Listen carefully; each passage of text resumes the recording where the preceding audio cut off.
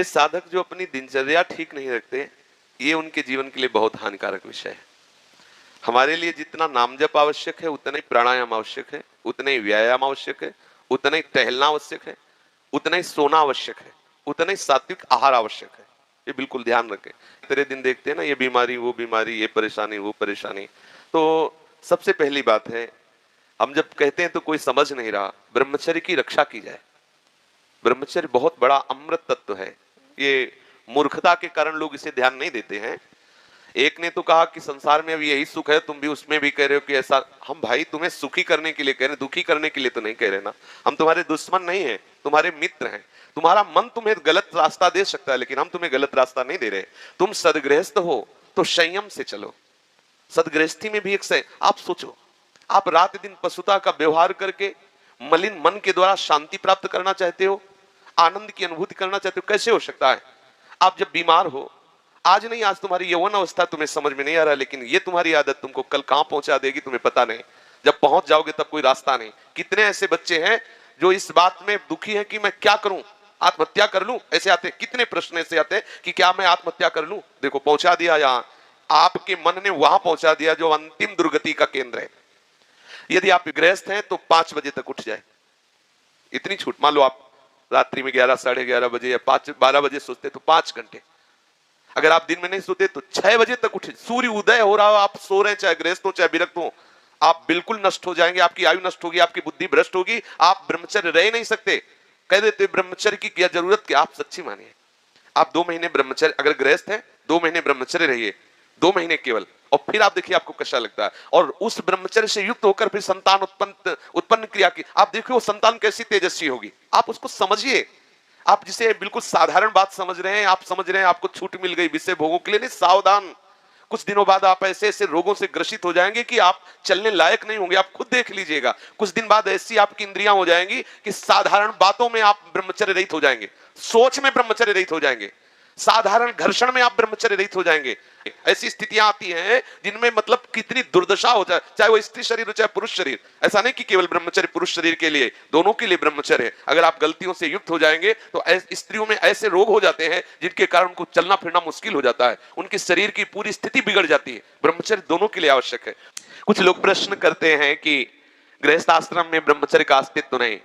आप देख लो, अगर साल 2 साल में आंखों में कम ना दिखाई देने लगे तो बताना।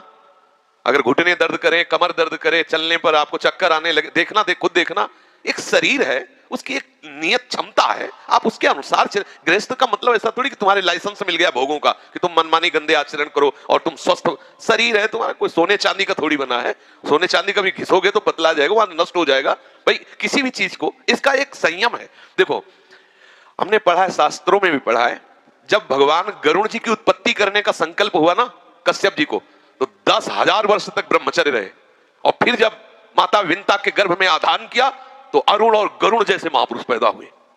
अगर आप 5 वर्ष ब्रह्मचर्य रहे केवल इसलिए कि जो हमारी संतान हो वो बहुत देशभक्त, हरिभक्त, बलवान, विद्वान, ज्ञानवान हो, और आप नियम से दोनों भजन करो, और 5 वर्ष बाद गर्भाधान करके संतान उत्पत्ति के शास्त्र सिद्धांत अगर वो महापुरुष ना पैदा हो तो बताना।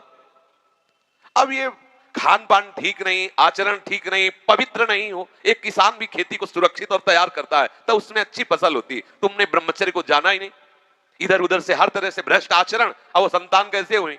आप देखो, हंसी मजाक की बात है, हम देखा गोदी में चश्मा लगा है, भगवान गोदी में है, शुगर है 500। अब बोलो इनको जवानी आएगी कभी? क्या हुआ? ये गलतियां हो गई, संयम बर्ताव नहीं किया गया, वीर में वो सामर्थ्य नहीं रही कि संतान को तेजस्वी ओजस्वी बना सके। अब इन बातों को कहा जाता है गुप्त रखो, गुप्त मरो।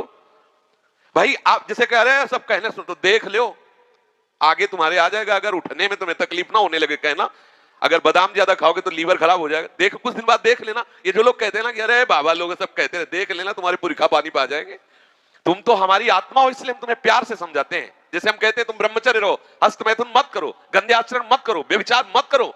ये ब्याह की जो एक प्रक्रिया है आपको एक सीमित बांधने के लिए है, या आप भ्रष्ट आचरण ना करें, आप धर्म से युक्त होकर भगवत मार्ग में चलें, आराधना करते एक आराधक की तरह एक संयमित जीवन व्यतीत करें। लेकिन वो माना जाता है कि बाबा लोग हैं। कुछ लोग कहते हैं पहले खुद को देख लो, बाबा लोग जेल में हैं। एक खेती में सब फसल एक जैसी नहीं होती। अगर कहा जाए कि सब दुकानदार बेईमानी होते हैं या सब खेती में एक ही जैसी फसल नहीं, कोई गन्ने की भी फसल, गन्ने में भी कई क्वालिटियां होती है, आलू की भी कई क्वालिटियां होती है, ऐसे अलग अलग वृत्ति है, अलग अलग भाव है। तो हमारी बात को आज अगर नहीं मानोगे तो कल तुम्हें पछताना पड़ेगा, पक्का समझ लीजिए। संयम से चलो, गृहस्थ धर्म में रहते हुए भगवत प्राप्ति के योग्य हो जाओगे। जब आपको ऐसा लगे आपके पास तो व्यवस्था है, लगा कि अब मैं नहीं रह सकता, तो भगवान ने आपको इसीलिए रास्ता दिया गृहस्थ का कि आप पति पत्नी मिलकर के काम पर विजय प्राप्त करें। इसलिए नहीं दिया कि आप भ्रष्ट होते रहे। समझिए, आपके पास किला है, किले की आड़ से आप अपने को बचा सकते हैं, लेकिन विरक्त विरक्त मैदान की लड़ाई है। ये जो लोग कहते हैं ना कि गुप्त रूप से नहीं भूल न दे कुमार, ऐसा नहीं होता। तुम भ्रष्ट आचरण वाले, तुम्हारे पास चश्मा ही नहीं जिसे जानते हो कि कैसे विरक्त रहते हैं, रात दिन चलते हुए सच्चिदानंद तत्व में स्थित रहते। तुम्हें क्या पता, तुम्हें लगता है बाबा लोग हराम की खाते मौज मस्ती से रहते हैं, हमको उपदेश करते हैं। अगर हमारी तरह तुम बैठ जाओगे ना, जैसे हम तुम्हें कह दें कि ऐसे रहो, तुम्हारे होश उड़ जाएंगे। ऐसे तुम खिलवाड़ समझते हो क्या? मनीराम को पकड़ के ठीक प्रभु के चरणारविंद में लगाए रहना तुम इसे खेल समझते हो क्या? एक बार भगवान शंकराचार्य जी ने देखा कि वो मछली पकड़ने वाले वो ऐसे एकदम एकाग्र हुए, ऐसे नहीं वो बंसी डाल ऐसे बैठे हैं। नजदीक गए, बोले भैया कितने रुपए कमा लेते हो? बोले सुबह से शाम तक लगे रहते हैं, 50 रुपए तो आ ही जाते हो पहले के समय, शंकराचार्य जी के समय। बोले ठीक है, हम तुम्हें 2 घंटे के 50 रुपया दिलवाएंगे, बस तुम आश्रम में बैठ के नारायण नारायण नाम का कीर्तन करो, बढ़िया भोजन मिलेगा, चलो लिवा गए। अब वो आश्रम में कहा बैठो नारायण नारायण करो, जे ही बैठे और नारायण, तो उनको आग लगी। बोले महाराज हमें वो ठीक, वहां अगर एक को नहीं मिले तो ठीक, तुम्हारे यहाँ नारायण नारायण नहीं। भजन करना जानते हो, कोई खिलवाड़ समझते हो? थोड़ी देर निर्विषय होकर मन को प्रभु में लगा के देखो क्या दशा होती है। तो वास्तविक जीवन जीने की चेष्टा करो। गृहस्थी कोई वो मार्ग नहीं कि तुम गंदे आचरण से चलो, ऐसा नहीं है। हम आपको दिखाएं, पति पत्नी सहित हैं और आजीवन ब्रह्मचर्य का नियम लिए हैं और 35 साल की अवस्था है, दोनों सुंदर है, अपने ही समाज में, अपने ही पास है। ऐसे कितने लोग, एक दो थोड़े, ऐसे कितने हैं 30-35 की अवस्था आजीवन के लिए संकल्प वृंदावन में करके संकल्प करके। अब बोलो कितनी बड़ी हिम्मत की बात है। दोनों नौजवान हो और संयम से भजन करने का नियम, तो ये है। अब इनको कौन भ्रष्ट कर सकता है? जब स्वयं की सुंदरी पत्नी के साथ उन्होंने संयम का नियम ले लिया तो इन्हें कौन भ्रष्ट कर सकता है? ये जो उद्दंडता है इसे छोड़ो, बहुत हानि है, बहुत हानि। ब्रह्मचर्य हानि का मतलब है तुम रोज मर रहे हो, रोज मृत्यु को गले लगा रहे हो। एक नियम से चलो, एक संयम से चलो, जो एक शास्त्र मर्यादा है, तो उससे क्या होगा कि आप आनंदित रहोगे और एक दिन आपको वैराग्य हो जाएगा। उद्दंडता करोगे तो ये माया है, तुम्हें नष्ट कर देगी। 4 दिन का जीवन है, जितना आपका वीर क्षय होता जाएगा उतने आपके यंत्र सब खराब होते जाएंगे। अभी जवानी है ना, तो अभी नहीं समझ में आता है बाबा जी चिल्ला, ऐसे कितने लोग बोलते हैं बाबा जी कहता है ऐसा वैसा। बाबा जी नहीं कहता, देख लेना, परिणाम देख लेना। ये तुम्हारे जितने भी अंग हैं, जो प्रधान प्रधान अंग हैं, इनको जब वो पहुंचेगा नहीं ना, तो ये सब देखो, गाड़ी में ना डालो पेट्रोल तो खराब हो जाएंगे। और इसके बाद आप अच्छे अच्छे पदार्थ पाओगे तो लीवर में उतनी सामर्थ्य नहीं रहेगी, वो पचाना बंद कर देगा, आपकी बहुत हानि हो जाएगी। संयम से चलोगे तो आनंदित रहोगे। संयम एक बहुत बड़ा पावर है। सोचो कितना आनंद है उसके रोकने में, जिसके निकालने में आप आनंद समझते हो। ये शास्त्र जो अनुभवी महापुरुषों ने किया है, लिखा है, तो उसको हमें अनुभव करने की जरूरत नहीं, अपने गुरुजनों की बात मान लेते हैं। देखो, एक होता है क्रिया से अनुभव करना और एक होता है ध्यानस्थ अनुभव करना। क्रिया में तो तुम चूक कर सकते हो क्योंकि बहिर्मुख हो, लेकिन ध्यानस्थ में बिल्कुल ठीक वही अनुभव होगा जो तुम्हारे मन में आ रहा है, जो तुम्हारा मन अनुभव कर रहा है। ठीक ध्यान के द्वारा योगी वही बात अनुभव कर लेता है और वही बात लिख, जो संत जन लिखे हैं तो बोले ये मेरे अनुभव की बात। मेरे अनुभव को उन्होंने क्रिया नहीं की, उन्होंने क्रियात्मक मन को पकड़ा और उसका अनुभव करके वो लिख रहे हैं। हमें बात मान लेनी चाहिए। गृहस्थी में हो, कभी आवश्यक हुआ संतान उत्पत्ति के लिए काम क्रीड़ा, जो नियम है उसके अनुसार चलो, कोई रोक नहीं। हम सब ब्रह्म ऋषियों की संतान हैं। आप देखो